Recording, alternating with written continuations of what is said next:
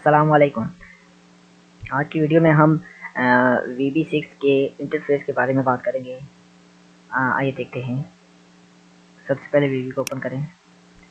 जो ही आप VB को ओपन करते हैं तो सबसे पहले आपके सामने एक डायलॉग बॉक्स ओपन हो जाता है, जिसमें आपसे फ़ाइल सेलेक्ट करने को कहा जाता है कि कौन सी फ़ाइल में आप कोडिंग करेंगे। तो मोस्टली हम स्टैंडर्ड एक्जी फाइल पे काम करते हैं, तो इसको सिलेक्ट करें और ओपन करते हैं। ये हमारे पास जो इंटरफेस है ये ग्राफिकल यूजर इंटरफेस है और इसे IDE कहते हैं। IDE का मतलब है इंटीग्रेटेड डेवलपमेंट एनवायरनमेंट। तो इसमें जो बाईं तरफ आपको ये नज़र आ रहे हैं टूल्स, ये टूल बॉक्स है। यहाँ से पूरा यानी कि ऊपर आपको कुछ टूल नज़र आ रहे हैं, ये टूल बार है इसकी। यहाँ पे फॉर्म और इसमें आप यहाँ से ऑब्जेक्ट्स ग्राफिकली ऐड कर सकते हैं।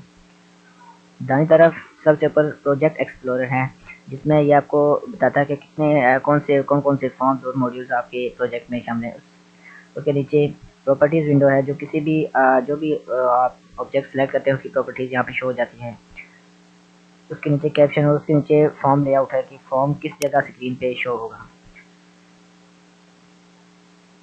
तो चलिए बात करते हैं प्रॉपर्टीज़ विंडो में कुछ कॉमन प्रॉपर्टीज़ की जो ऑब्जेक्ट्स की होती हैं।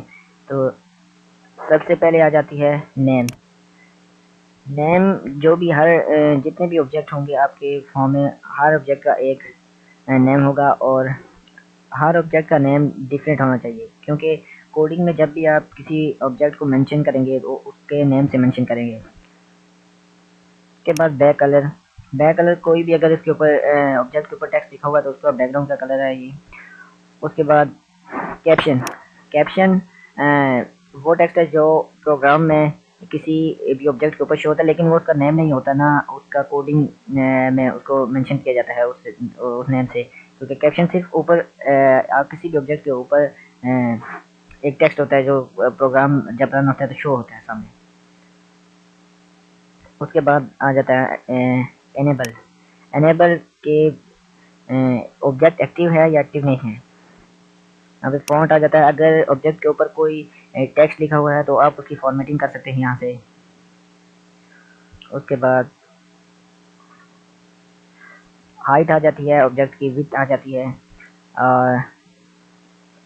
और भी हर ऑब्जेक्ट की अपनी प्रॉपर्टीज़ हैं और एक ऑब्जेक्ट की बहुत सारी प्रॉपर्टीज़ हो सकती है। और यहाँ पे हम प्रॉपर्टीज़ विंडो में यहाँ पे आपको प्रॉपर्टीज़ नेम के अलावा बाकी सारी अल्फ़ाबेटिकल ऑर्डर में मिलेंगी।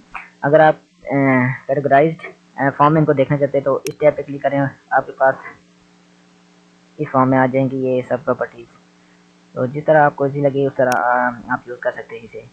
तो अगली वीडियोस में हम टूल बॉक्स के बारे में और इसके मुख्तलिफ टूल्स के बारे में और इस पे बारे में बात करेंगे और इस पे काम भी करेंगे कि किस तरह इन टूल्स के साथ हम प्रोग्राम लिख सकते हैं। तो हमारी वीडियो देखने का शुक्रिया। अल्लाह हाफ़िज़।